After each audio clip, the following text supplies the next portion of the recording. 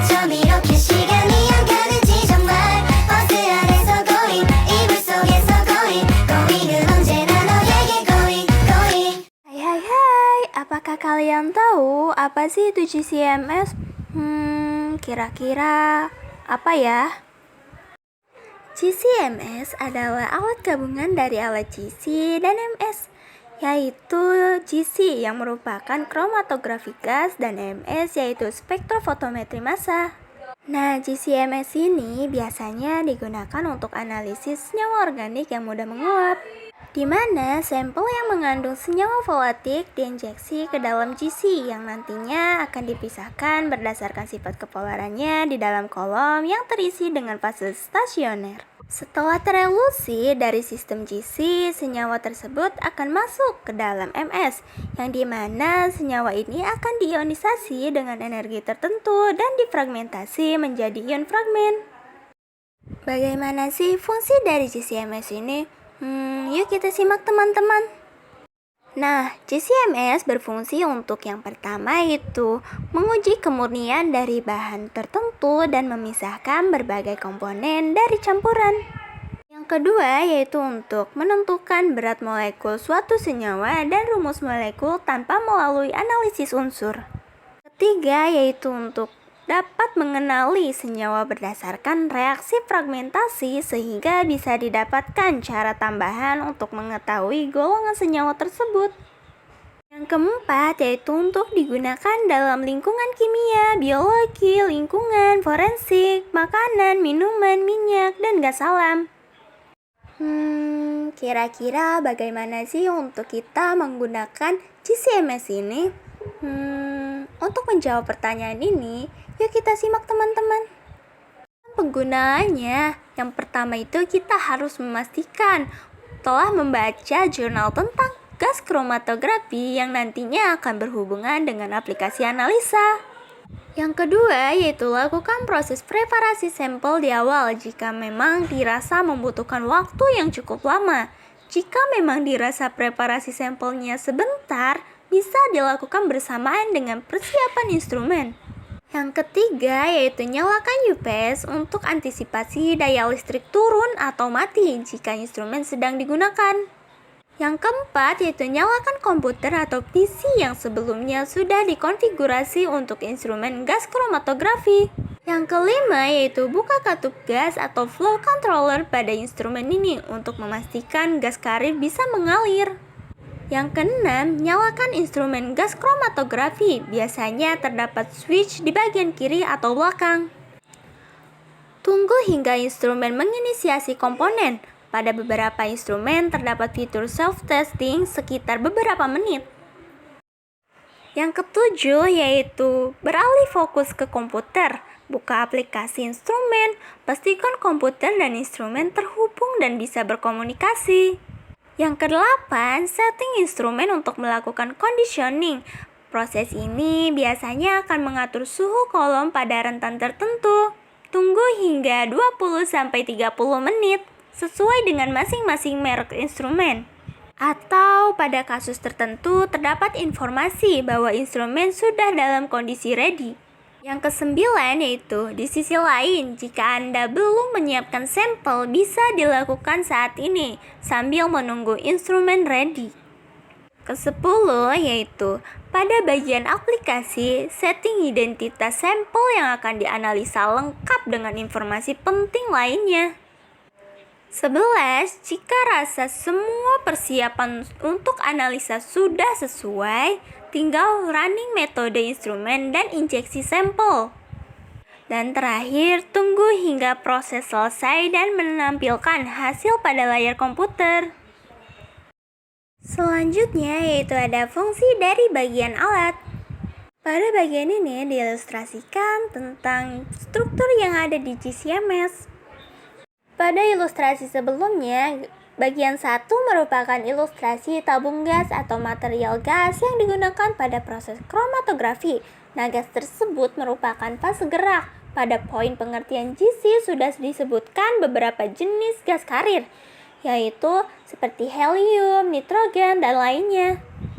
Tabung gas akan terhubung ke pipa atau selang yang menghubungkannya dengan flow controller. Yang kedua yaitu ada flow controller yang merupakan sebuah komponen yang digunakan untuk mengatur jumlah keluaran gas karir. Nah, secara umum, ilustrasi flow controller ini seperti keran air yang bisa dibuka atau ditutup. Bentuk aslinya mungkin seperti solenoid valve yang bisa diatur dengan microcontroller. Yang ketiga yaitu gas karir atau fase gerak akan menuju ke kolom. Pada instrumen GC tidak terdapat pompa seperti HPLC. Nah, sampel injektor atau sering disebut dengan auto sampler akan mengeluarkan sampel sesuai dengan algoritma yang telah diprogram dengan komputer. Selanjutnya, kolom oven merupakan fase diam gas kromatografi. Nah, pada bagian ini suhu dapat dikendalikan, maksudnya bisa dinaik atau diturunkan sesuai dengan kebutuhan. Nah, proses naik turunkan suhu pada kolom oven akan membuat material sampel menguap dan terbawa oleh fase gerak atau gas karir. Yang keempat yaitu merupakan senyawa volatil pada sampel menguap. Nah, maka detektor akan menangkapnya sebagai sinyal-sinyal data. Nah, sinyal tersebut kemudian diterjemahkan menjadi data yang mudah dipahami dalam bentuk diagram. Nah, kromatograf merupakan hasil yang akhir yang keluar di layar komputer dan menampilkan data hasil analisa sampel. Yaitu ada kalibrasi GCMS. Yang pertama, siapkan standar kalibrasi yang sesuai dengan jenis analisis yang akan dilakukan. Kedua, siapkan sampel yang akan dianalisis. Ketiga, injeksikan standar kalibrasi ke dalam GCMS dan catat hasilnya. Yang keempat, hitung konsentrasi standar kalibrasi menggunakan rumus yang sesuai. Kelima, injeksikan sampel ke dalam GCMS dan catat hasilnya. Keenam, hitung konsentrasi sampel menggunakan rumus yang sesuai. Dan yang ketujuh, bandingkan hasil konsentrasi sampel dengan standar kalibrasi untuk menentukan konsentrasi sampel yang sebenarnya. Yaitu ada troubleshooting GCMS. Biasanya pada GCMS terdapat suatu permasalahan yang dapat mengakibatkan analisa kita tidak sesuai hasilnya. Secara umum yang sering terjadi pada permasalahan GCMS ini, yang pertama itu ada flow meter, kedua injektor, ketiga oven atau suhu, keempat detektor, dan yang kelima yaitu kolom. Yang terakhir, kita akan membahas mengenai bagaimana sih cara pembacaan data analisis pada GCMS itu. Yuk kita simak. Yang pertama yaitu ada sumbu X. Biasanya sumbu X dari kromatogram gas menunjukkan jumlah waktu yang dibutuhkan analit untuk melewati kolom dan mencapai detektor spektrometer massa. Puncak yang ditampilkan sesuai dengan waktu di mana masing-masing komponen mencapai detektor. Biasanya ini dinamakan dengan waktu retensi. Jenis kolom yang digunakan selama analisis serta parameter GC atau misalnya laju aliran, suhu injeksi, suhu oven, dan lain-lain memiliki dampak besar pada waktu retensi. Akibatnya, ketika membandingkan waktu retensi dari analisis yang berbeda atau laboratorium yang berbeda, sangat penting bahwa parameter yang sama digunakan untuk memastikan akurasi. Selanjutnya yaitu ada sumbu Y. Nah, biasanya sumbu Y atau area puncak adalah cerminan dari jumlah analit tertentu yang ada. Saat melihat kromatogram GCMS, area tersebut akan didasarkan pada jumlah-jumlah yang diambil oleh detektor spektrometer massa pada titik retensi.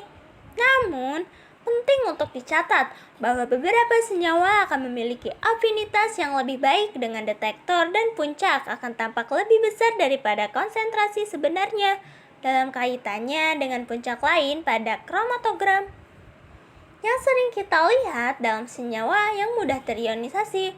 Nah, untuk mengatasi tantangan ini, para ahli kami menjalankan standar dengan konsentrasi senyawa yang diketahui untuk memastikan perhitungan yang akurat. Nah, selain itu, senyawa yang tidak diketahui diidentifikasi berdasarkan waktu retensi standar yang diketahui dengan detektor lain. Detektor spektrometer massa kemudian memungkinkan identifikasi senyawa dengan spektrum massa yang diperoleh pada saat pengujian. Dan yang terakhir yaitu mengenai perbedaan model kromatogram gas pada tingkat tinggi tergantung pada jenis sampel dan hasil yang diinginkan. Nah, hasil kromatografi gas dapat menggunakan beberapa cara pengenalan sampel yang berbeda, seperti analisis ruang kepala statis, desorpsi termal, dan injeksi langsung, serta berbagai jenis detektor seperti ionisasi api, penangkapan elektron, dan tentu saja spektrometri massa. Akibatnya, kromatogram sering berbeda dalam tampilannya. Namun, bahkan dengan variasi, dasar-dasar pemahaman kromatogram seperti diuraikan di atas tetap sama. Tetapi, satu poin penting yang ingin kami tegaskan kembali adalah bahwa penting untuk diingatkan bahwa sistem dan parameter yang digunakan untuk analisis harus serupa ketika membandingkan hasil dari dua atau lebih analisis yang berbeda. Ini memastikan bahwa mendapatkan perbandingan yang paling akurat dan menarik wawasan yang berarti.